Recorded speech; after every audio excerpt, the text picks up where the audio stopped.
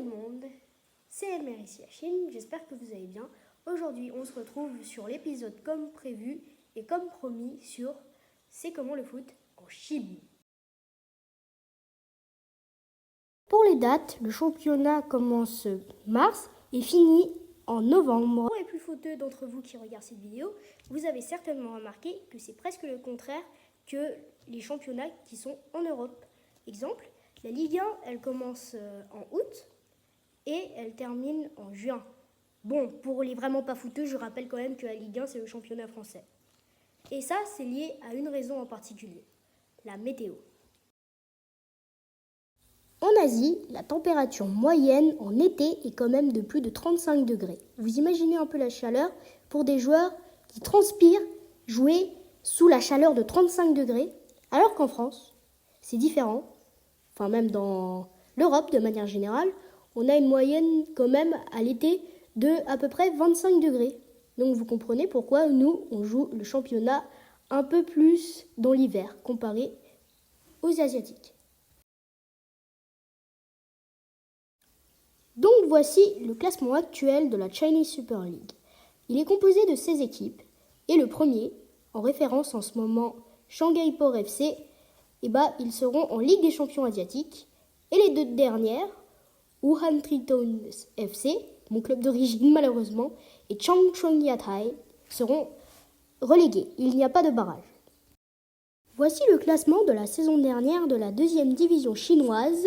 Donc là, c'est à peu près le même système, sauf que les deux premiers, à savoir Yunnan, Yukong et Dalian Zixing, seront montés en première division chinoise. Et les deux derniers, Wuxi Wugou et Jiangxin Liangshan, seront relégués en troisième division chinoise, ce qui est un très bas niveau. Bref, jusqu'à maintenant, vous avez pu voir que la Chinese Super League est plutôt une ligue de football comme les autres. Sauf que là où la Chinese Super League va faire une énorme bêtise, c'est que la Chine, en fait, c'est riche. Les clubs, du coup, ils sont riches, mais du coup, vu que les joueurs chinois sont pas les meilleurs, on va les piocher en Europe. Du coup, tous les clubs chinois, qu'est-ce qu'ils font? Ils sortent leur porte-monnaie et c'est parti pour la dépense.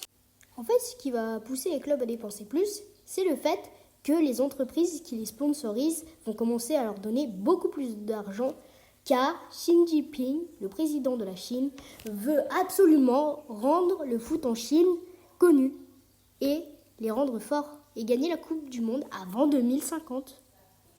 Et donc, vous aurez pu l'entendre, la Chine veut gagner la Coupe du Monde avant 2050, mais aussi rendre le foot populaire en Chine. C'est pourquoi ils vont décider de faire venir plein de joueurs européens dans les clubs chinois pour pouvoir faire un max de supporters possible. Et du coup, ils vont décider quand même de signer toutes les stars que vous pouvez voir. Je suis sûre que rien qu'en voyant les visages, vous pouvez en reconnaître plein. Je remercie d'ailleurs au youtubeur Remontada pour ce schéma. Et vous vous demandez certainement pourquoi ces stars vont accepter de venir. C'est tout simplement lié au fait que, par exemple, on va prendre Oscar, il était payé 3 millions d'euros. Alors que là, en Chine, il était payé plus de 23 millions d'euros. Donc c'est pour ça que beaucoup de joueurs européens ont décidé de venir jouer dans le championnat chinois. En fait, je dis européen, mais qui joue en Europe. Oscar, il était brésilien. Bref, le championnat chinois, pour l'instant, vous pouvez le voir, il marche très bien avec toutes les stars. On est passé à une influence de supporters d'environ 15 000 supporters à plus de 25 000.